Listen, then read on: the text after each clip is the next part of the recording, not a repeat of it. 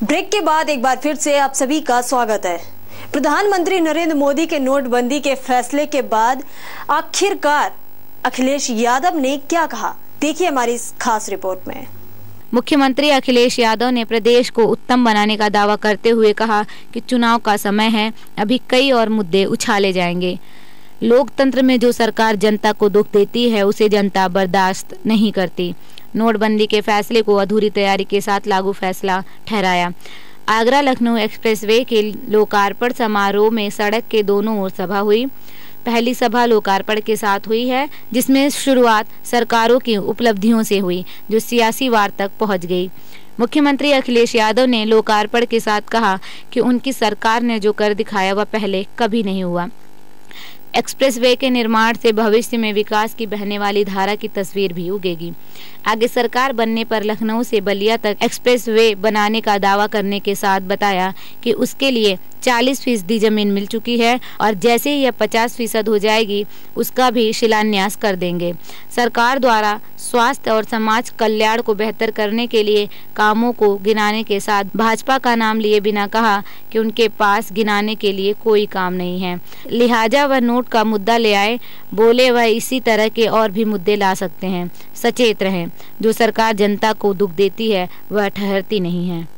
वाराणसी में केंद्रीय मानव संसाधन विकास मंत्री प्रकाश जावड़ेकर ने बीएचयू के KN उड़प्पा सभागार में कहा कि प्रधानमंत्री नरेंद्र मोदी 1986 में ही पर्यावरण के प्रति गंभीर हो गए थे। तभी तो उन्होंने उस समय लिखी अपनी गुजराती कविता आँख आ धन्य छे में जलवायु परिवर्तन की बात लिखी है।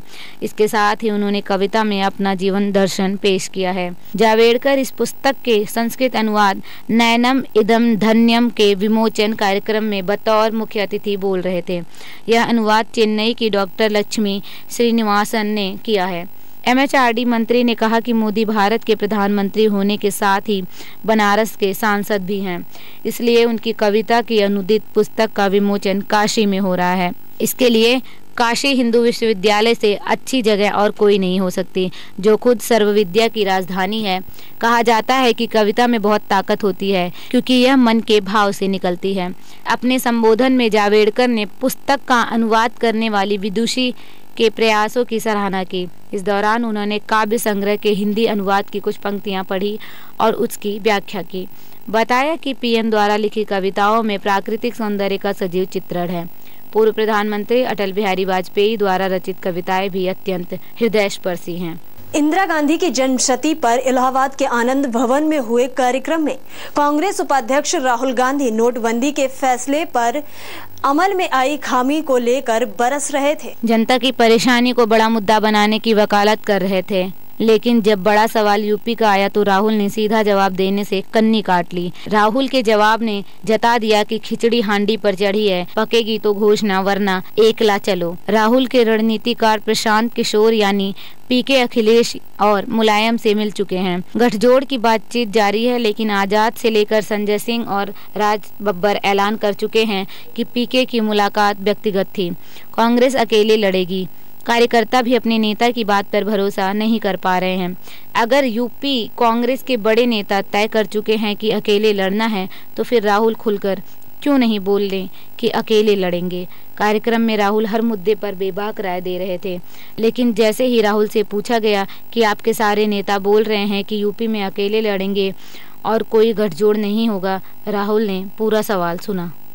Law India Muslim personal law board की ओर से 3 तलाक जैसे मुद्दों की ओर नए दस्तावेज बनाए जाने की ओर से मुस्लिम महिलाओं का लॉ बोर्ड ने स्वागत किया है। AIMWPLB की चेयरपर्सन शाइस्ता अंबर ने कहा, मैं all India Muslim personal law board की ओर से 3 तलाक से जुड़ी समस्याओं, शिक्षा और अन्य मामलों को देखने के लिए महिला दास्ता बनाए जाने का स्वागत करती हूं। साथ ही उम्मीद करती हूं कि इस पर खुले दिमाग और बिना किसी पूर्वाग्रह के विचार किया जाएगा। शाइस्ता अंबर ने कहा, सिर्फ महिला ही महिलाओं से जुड़ी समस्याओं को समझ सकती है। मैं उम्मीद करती हूं कि वे 3 तलाक, वसीयत, खुला और हलाला को लेकर महिलाओं की व्यथा को समझेंगे। अगर ऐसा नहीं होता तो इस महिला दस्ते का कोई मतलब नहीं होगा। अब हजरतगंज ताजगंज से दूर नहीं। हजरतगंज का मतलब लखनऊ और ताजगंज का मतलब ताजमहल का शहर आगरा। ये बात अखिलेश यादव ने कही। देखिए हमारी इस खास रिपोर्ट में।